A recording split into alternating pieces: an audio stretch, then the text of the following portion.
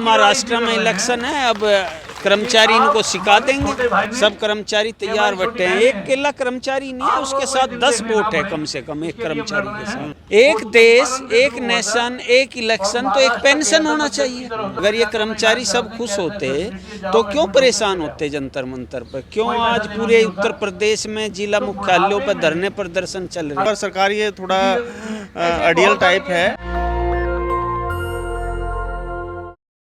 कोई भी खुश है इससे। जब हम खुश नहीं है तो यहाँ खुश होते हैं इतने लोग क्यों आते हैं जंतर मंतर पर? अगर ये कर्मचारी सब खुश होते तो क्यों परेशान होते जंतर मंतर पर? क्यों आज पूरे उत्तर प्रदेश में जिला मुख्यालयों पर धरने प्रदर्शन चल रहे हैं? वे सब कर्मचारी क्यों धरना देते?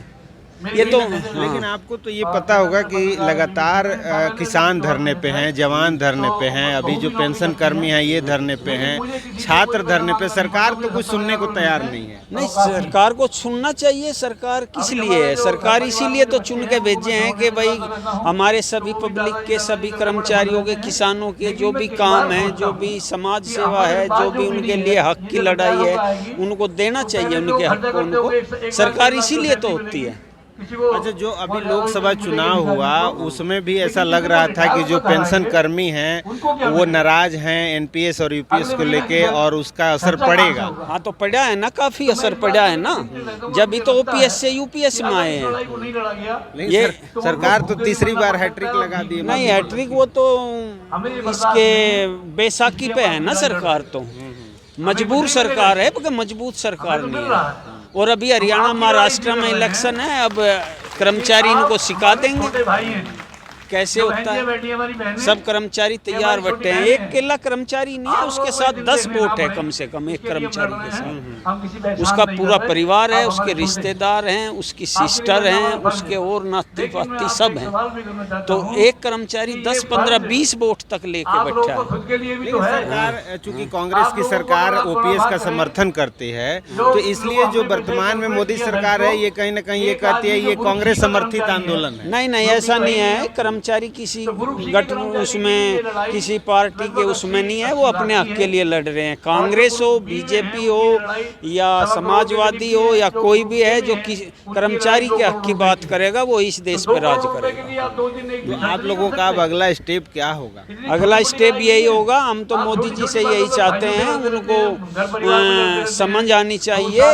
ये बहुत कम कर्मचारी बचे हैं, क्योंकि इन्होंने नए और इसमें अड़ंगे डाल दिए हैं कि जो 2004 से पहले के एडवर्टाइजमेंट है उनको भी दे दी, उनको भी दे दी, उनको भी दे दी। बच्चे कितने हैं?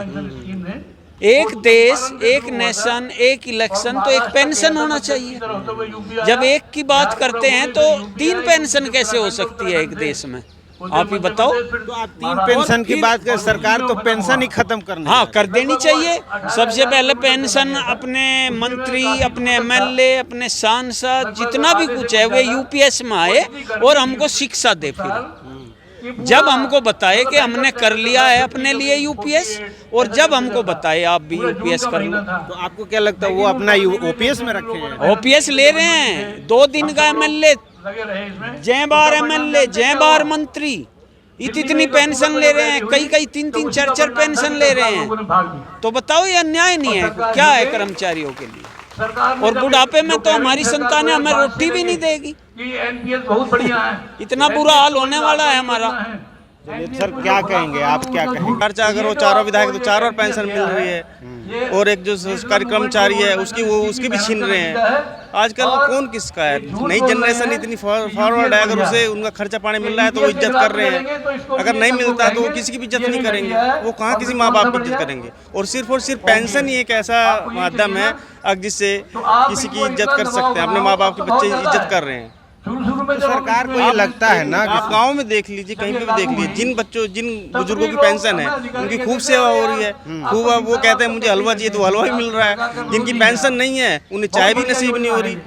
तो ये बहुत बड़ा अंतर है। तो सरकार को सोचना चाहिए कि जो अपनी सारी जिंदगी सेवा सरकार की सेवा कर रहा है तो उसे कम से कम पेंशन तो देनी चाहिए। मेरा तो यही कहना है। लेकिन सरकार को तो ये लगता है कि कोई असर नहीं पड़ने वाला, हमें लोग वोट दे के जिता के भेज ही दे रहे हैं। नहीं, ये सरकारी गलत फहमी है। सरकार को कई मुद्दों पर सरकार ये थोड़ा अडियल टाइप है, लेकिन कई मुद्दों पर इन पीछे हटना पड़ा। किसान आंदोलन था, जिद्दी थे, किसान इनसे भी बड़ी जिद्दी निकल गए, हटना पड़ा ना पीछे, हटे। तो मैं ये कहता हूँ कि अगर सही है, लोग सही हैं, अपनी जिद पे हट रहे हैं तो सरकार को हटना पड़ेगा, पीछे हटना पड़ेगा। तो आपको लग रहा है कि सरकार हटेगी? हाँ, हटेगी बिल्कुल। अगर सरकार सही तरीके से सोचेगी और लगेगा कि हाँ हमें सत्ता में वापस आना है तो उन्हें ओपीएस करनी पड़ेगी। नेशनल दस्तक की आपसे गुजारिश है कि अगर इसको बचाना चाहते हैं तो नेशनल दस्तक को सब्सक्राइब करने के लिए रेड कलर के सब्सक्राइब बटन को दबाएं, फिर बेल आइकन की घंटी दबाएं। नेशनल दस्तक को बचाने के लिए बहुत जरूरी है कि हर खबर को शेयर करें, लाइक करें, कमेंट जरूर करें।